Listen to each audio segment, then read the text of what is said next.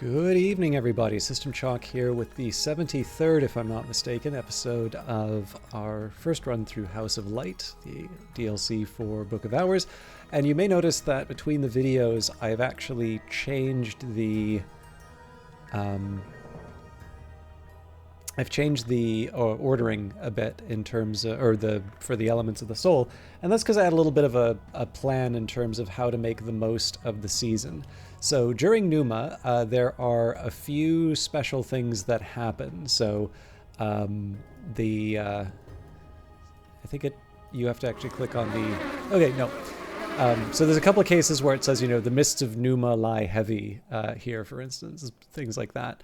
So you can get the mist-kissed water, you get double agave eterna, you can get Pyrus oracle sinus, you can get Moli, and you can get Aglafotis. So right now I just have the 2 health. I may choose to do something else with that, but for now we'll settle with 2 health. Also, because metal seems to be immune to any kind of affliction, we can make a little bit of money at the Sweet Bones. So the door is open, the fire is cold, the shapes of the tables are hunched and quiet, dressed in furs and dark feathers. Mist presses against the walls and strokes the flagstones with its fingers. A drum taps in irregular rhythm somewhere beneath the inn. Numa. I'm wondering what happens if I give it money. Yeah, okay.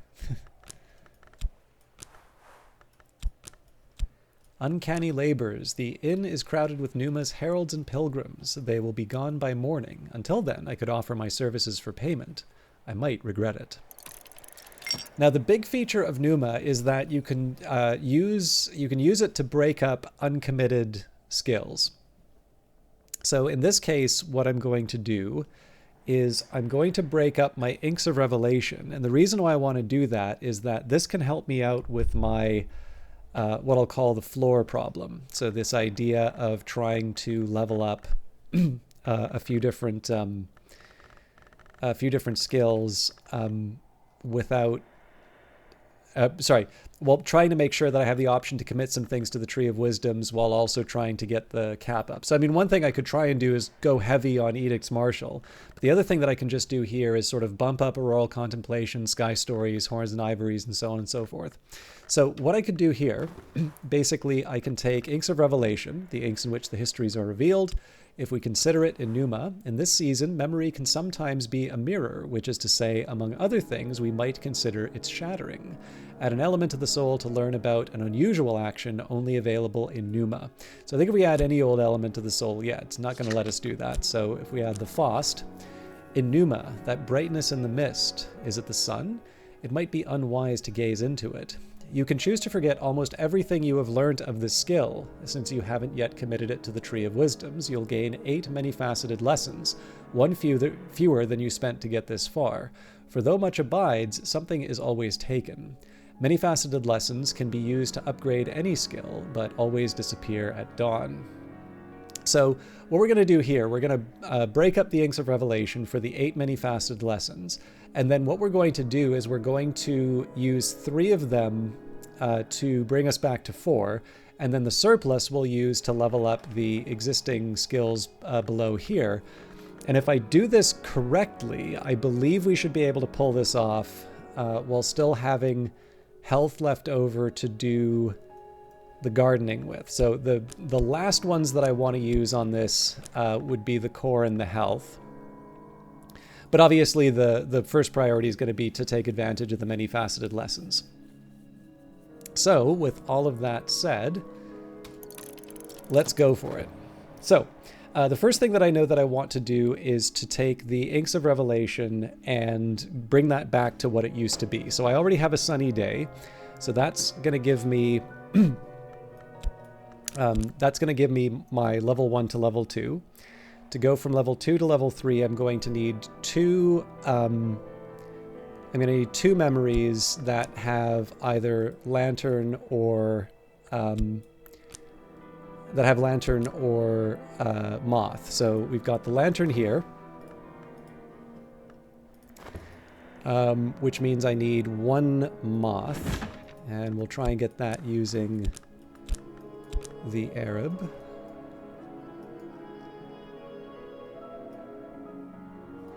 So I guess I'll just use a revelation in this case.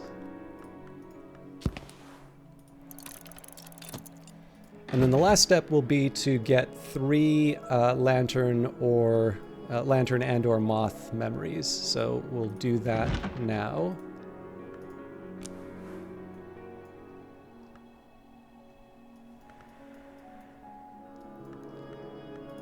So foresight will do the trick.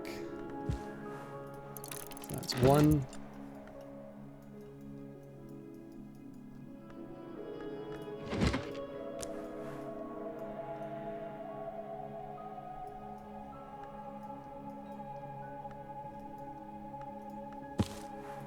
And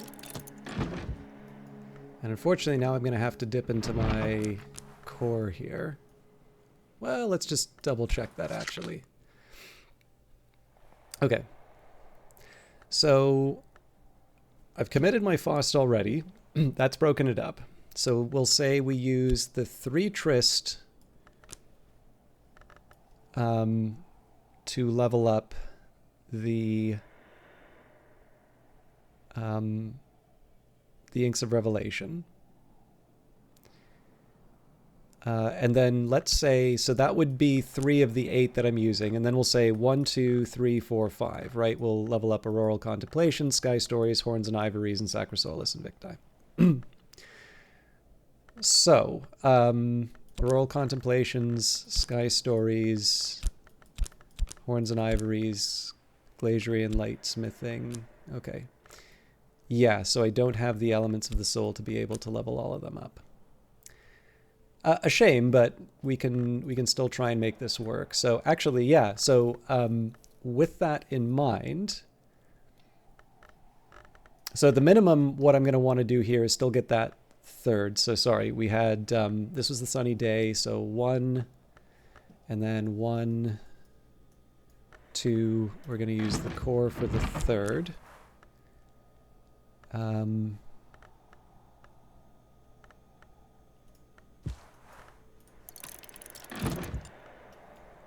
Okay.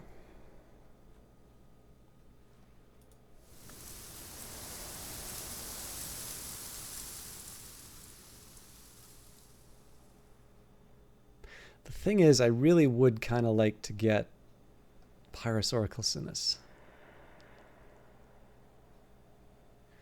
Okay, so let's work out the rest of the plan here, because I do have some leftover elements of the soul as well.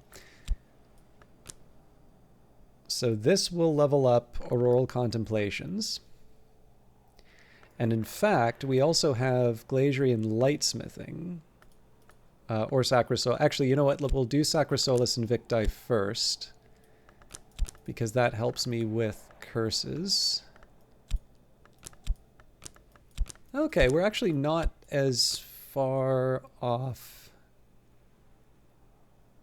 as I thought. Okay, so this takes care of Auroral Contemplations.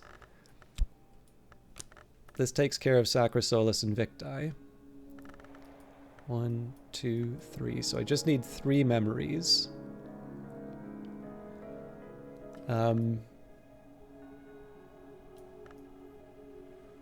So with the core... Oh, you know what? Yeah, and then we can use Peter Ictistus' card. Okay, yeah. No, we definitely have a few options here. Okay. So, taken care of.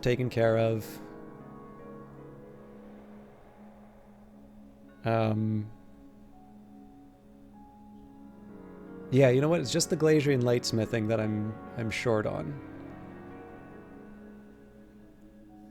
And normally we get the Noombroom as well.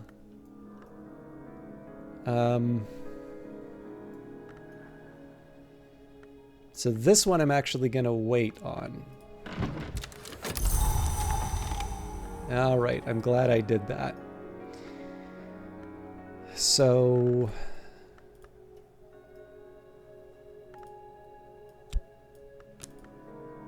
this still goes to Auroral Contemplations. This still goes to Sacrosolus Invicti.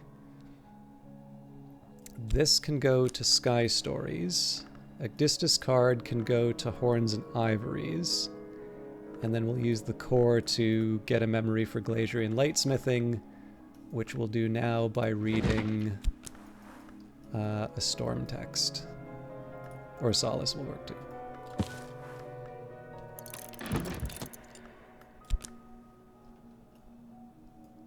And I think I'm going to get some early gardening in too. Pyrus orcalcinus. In Numa, it develops quickly. The boughs of the tree bend with the fruit. I'd like more than one, but I'd also like a moly.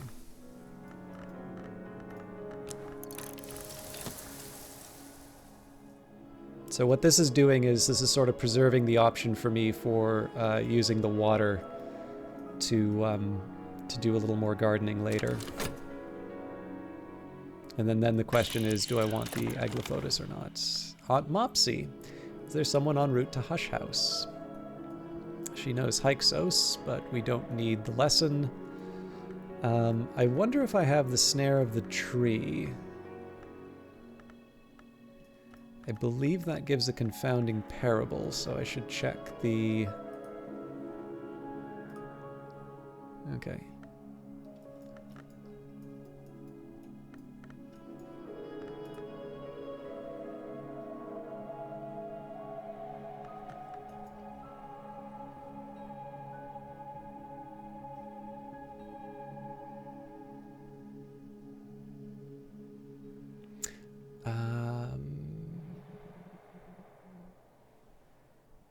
I actually don't know if the text changed on this, but Spencer has been a number of things. Journalist, private detective, priest, suppression bureau, irregular.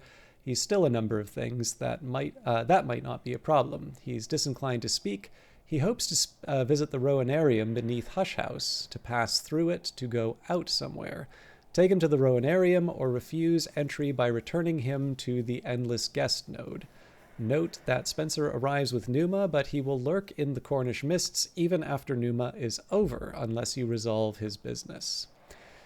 So I know that there are some viewers here who absolutely insisted on me knowing things before I had to, but it turns out I get to do this whenever I want. Now, I'm actually a little unclear here about the Endless Guest node.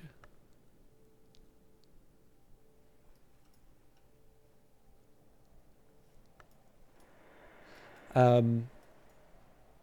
yeah, in this case here, we clearly don't have the Rowanarium. And in fact, if you were playing this for the first time, or if you're watching this for the first time, you actually don't know what the Rowanarium is. But we do know how to get access to it. And I am kind of glad, obviously, that we get the option to do this on our own time, for the simple reason that it would be a shame if you drew this early, not knowing that you had sort of an implicit timer.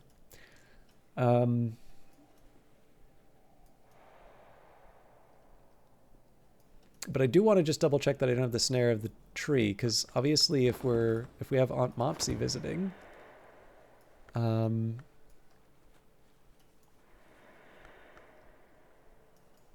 it would be nice to get the bonus.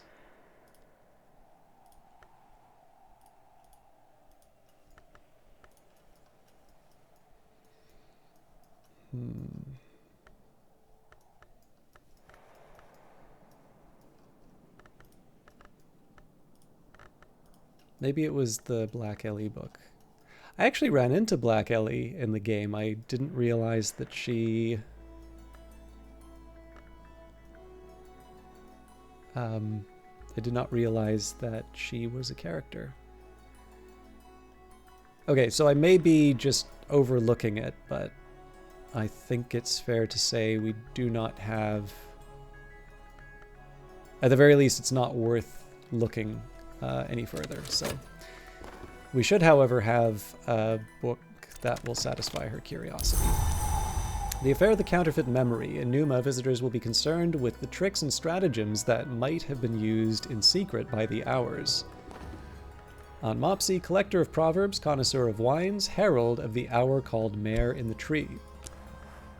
You don't need to invite me in, dear. Someone else already has. On the Counterfeit Memory. I don't need what I'm here for, but I do need you to help me find it. Try a book with as much mystery moon as their moon interest.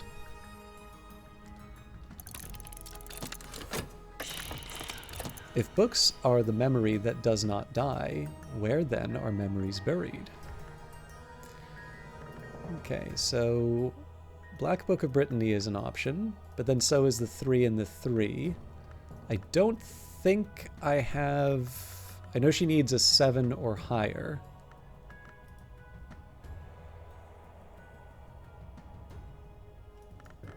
I'm guessing... Yeah, Codex Acephalai also works. I feel Codex Acephalai is slightly more on brand.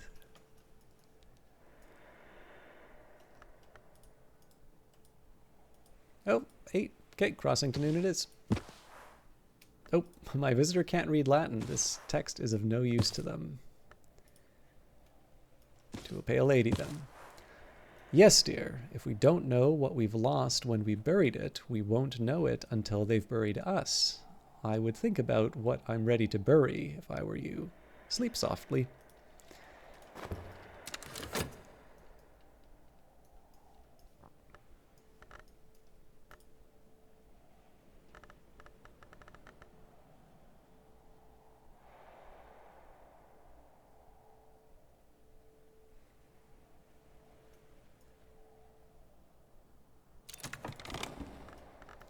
The skill is now level 1. Use your many-faceted lessons wisely, like leaks in where, from, how.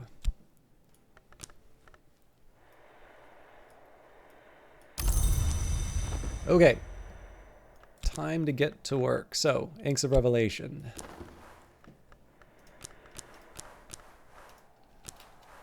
There's always more to learn. Improve the skill to level 2. This will increase its aspects, which will help with crafting and make it suitable for higher branches in the Tree of Wisdoms if you haven't already committed it.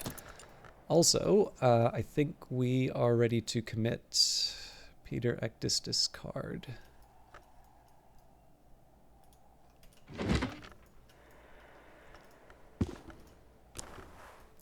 Note Ecdistis address for what you might call an occult correspondence.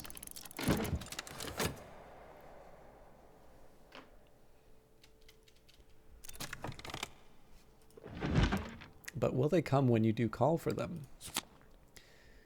All right. I actually forgot what I wanted to use. The Noombroom gave me something that I can... Right, that was going to go to Sky Stories. So I still think this is going to go to Horns and Ivories, but I should take a minute once I've... Basically, once all the lessons, or once all the memories have generated, I'll take a minute here just to make sure that I have a proper game plan.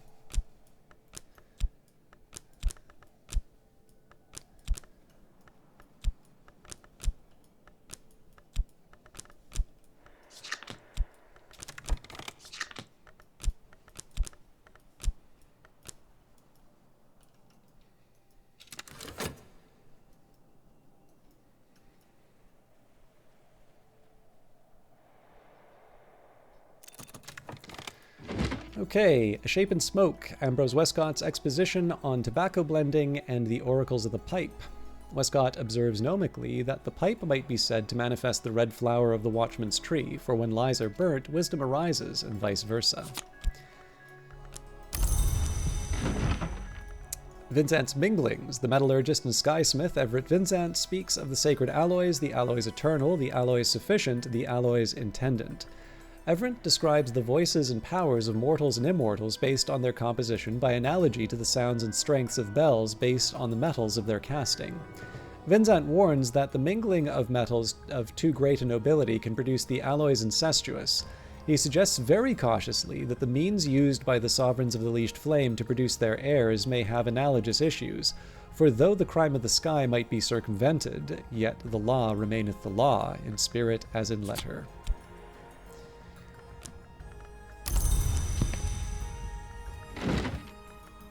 Three Flowers Hath the Tree. Ernestine Peterhans records her observations of the groves of trees and flowers around the isle and the omens and portents she attempts to draw from them, particularly the yew tree in Earl Brian's meadow, whose flowerings are sometimes eccentric. Ernestine observes, in years when the tree flowers black, troubling secrets arise. When it flowers red, war and fires follow, and that no DeWolf heir has ever been born in a year when it flowers white.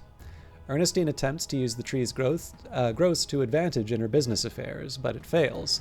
She's evidently very concerned when Hendrik de Wolf's grandson Giles runs off with a pale trollop Hafren in a year when the tree flowers white. She begins to fear that she has entirely misinterpreted all the relevant omens.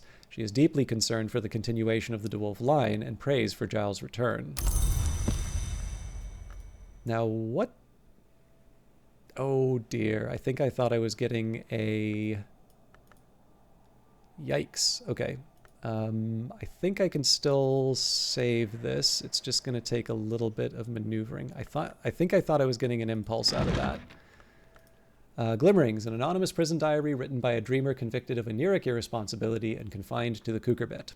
The prisoner is plainly terrified and bewildered by their situation and has been unable to wrangle a coherent explanation out of anyone, but the dreams keep coming and they keep writing them down. Snow, broken mirrors, half-heard sky music, flowers of white, red, and black, a blood-streaked winter dawn, the most notorious signifiers of oniric risk, fantastically vivid and detailed. No wonder they were locked up.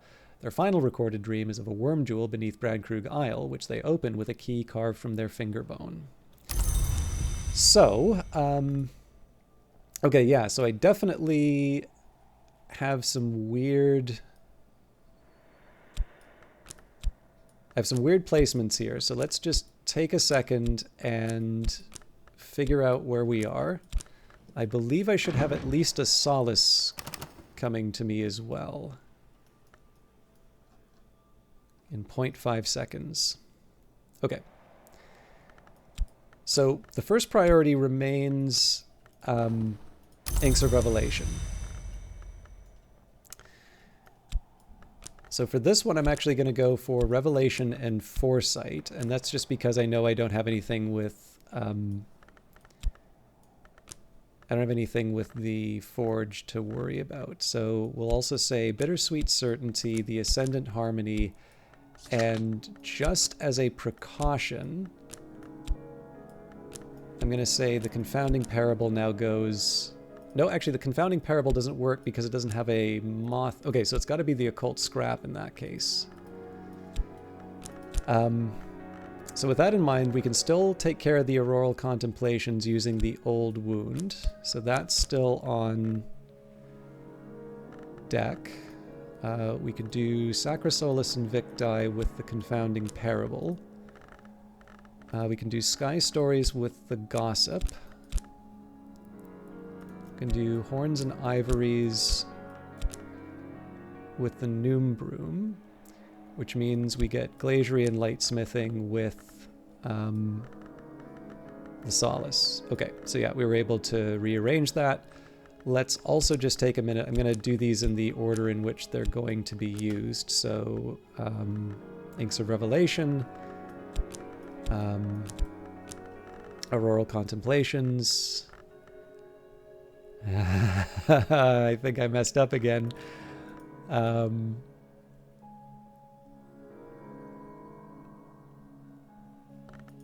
So I don't think I have something for Sacrosolus Invicti. Well, let's see this through to its conclusion. So we've got Faust for Sacrosolus. Then we'd have Fet for Sky Stories. Then we'd have Shapt here. Yeah, so I'm one short. Which is fine, though, because I do have the option of drinking some water. In fact, I'll do that right now. This might mean that I'm short the... this might mean I'm short the health for some more gardening in the future, but you know what? That's... I'm going to say that's the price of doing business. Okay, so... Inks of Revelation.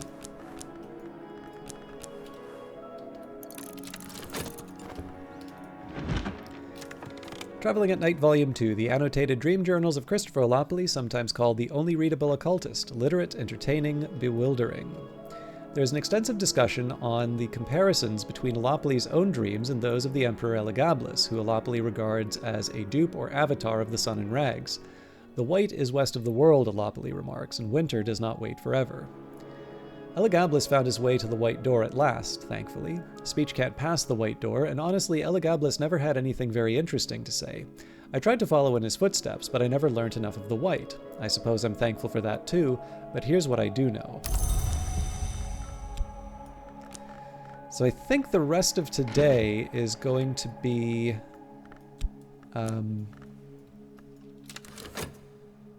I think this is just going to be clearing out the lesson queue.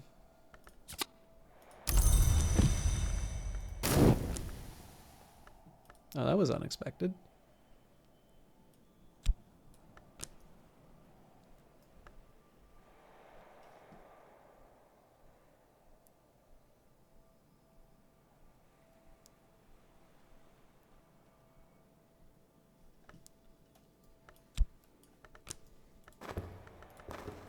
I wish I did know about this endless guest node.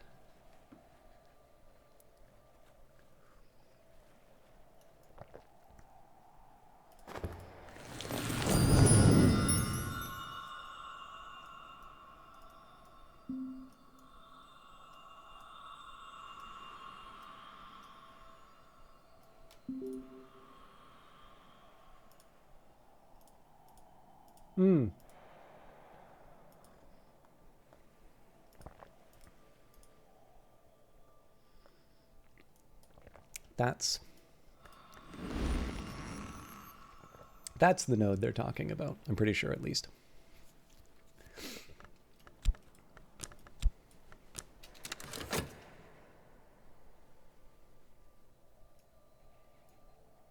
Maybe just as a precaution, I'm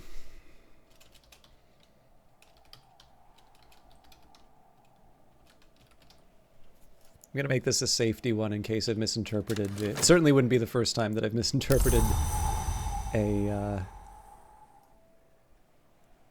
an instruction in the game. But I think I've got a handle on it. All right, so last step on our...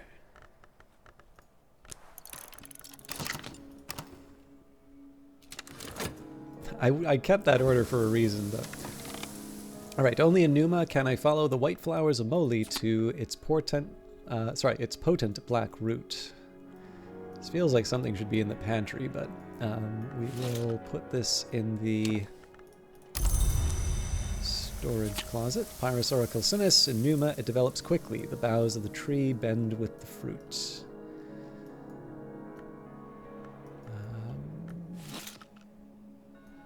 No room.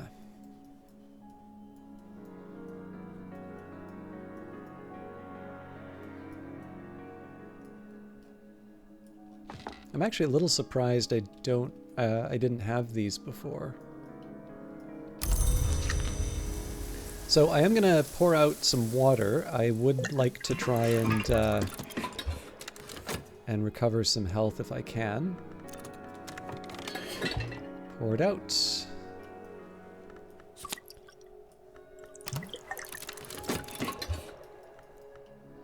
The rest of the day is really just about leveling up. It might seem a little tedious just to be leveling up these minor skills, but in terms of making the most of my elements of the soul, it's actually very, very helpful to have these. So essentially it means any of the skills that I currently have, I have the option of committing them to the Tree of Wisdoms if I feel it's going to... I suppose with the exception of the illumination stuff, because Crack Track is level 2. But again, in terms of establishing that floor, this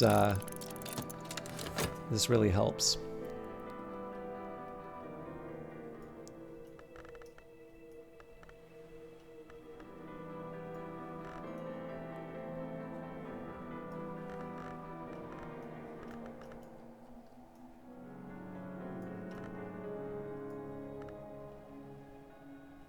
I think it's going to be a tight fit for the garden, but I'm going to give it a crack with the water. It deserved a little quiet time.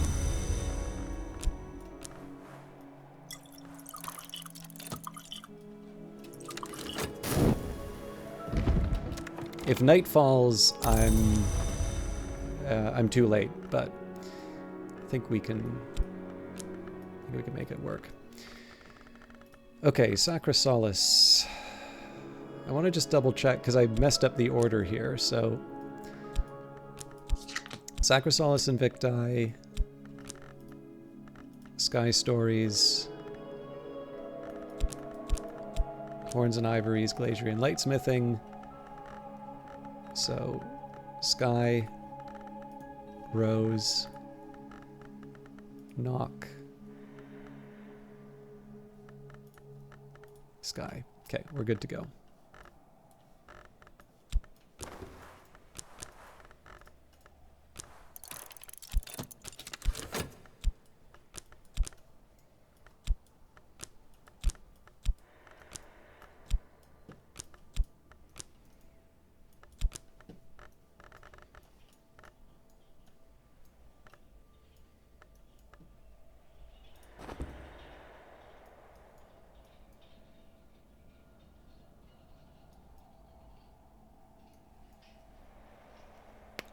Sorry, I don't have too much to say during this. I know I kind of spent all of the effort working out the game plan. I'm happy that it's turning out, but at this point here, the whole point of queuing up the lessons, which obviously had a mistake in it, but that whole effort early on was about, okay, we definitely have enough time to get a little more gardening in.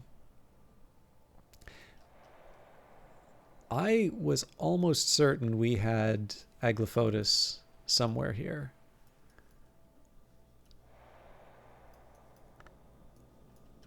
And my original intention was actually going to be to get more Pyrus Oracle Sinus, but I think because I can't find the Aglaophotis, I'm going to pick that up. But yeah, anyways, so obviously I made a mistake in the earlier phase of this, but just being able to get all of that planned out and then to implement it, even potentially at the expense of missing out on another gardening opportunity, especially in a time like Numa, to me, the real effort is put all the time into like making it work, get your game plan in place, and then just sort of just enjoy rolling down the hill as the plan sort of comes together. But it does make for some difficulty in terms of broadcasting just because there shouldn't be surprises. All right. So, I deserved a little quiet time. Again, this wasn't the original plan, but the gardens of Hush House hold plants with many virtues for those with the wisdom to recognize them. Aglaophotis, the other rose, only in Numa does it bloom. Of course, this is the time I'm going to find it in one of my rooms. Right, the skill is now level 2. Its power aspects have also increased. Our last boost.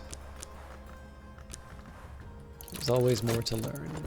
So, unfortunately, I was debating about Coil and Chasm. I certainly had the option to do so. It's a pretty unique one, too. But in this case, I decided not to level it up for the simple reason that it would result in me using a health.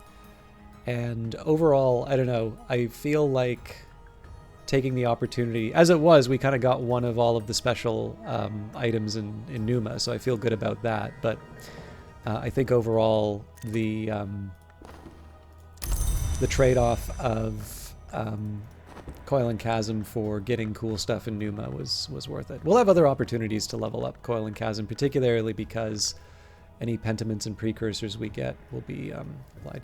I'm mildly curious. I don't see why I should be able to rest on Spencer Hobson, but he is technically a memory. So, although I guess it doesn't accept... Oh no, it wouldn't...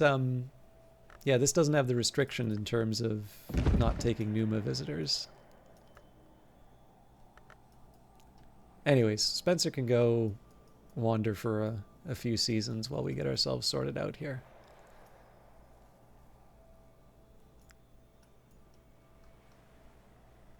Overall, though, I'd say that's actually a pretty decent use of the memories in a Numa that was a little bit inconveniently timed.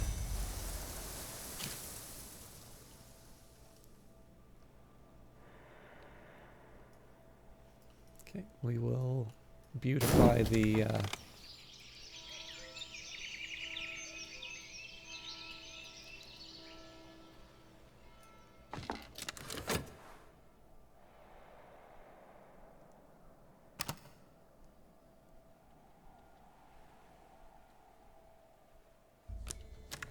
There we go. All right, I think we will leave it there. So for tomorrow, obviously, we're going to carry on with the Affair of the God in the Wood. I will, we'll take whatever guests arrive. We'll try to make them happy. I do need to sort of rebuild my memories again, but I think at this point what we may want to do is put some thought into how I'm going to be... one, how I'm going to be using my skills. Maybe it's time for me to think about committing some of them. Maybe I want to start thinking about some books to read. And then, of course, some preparations for the salon. So we've already got Fraser's dish. And I think I said I was going to be making the game chips for Daymare. But other than that, I don't have a big list of things that I want to do, so it may not be a bad idea for me to just work out a plan for the salons, and then we'll see what the season brings. But in any case, thank you very much for watching, and we'll see you in Friday's episode. Until then, take care.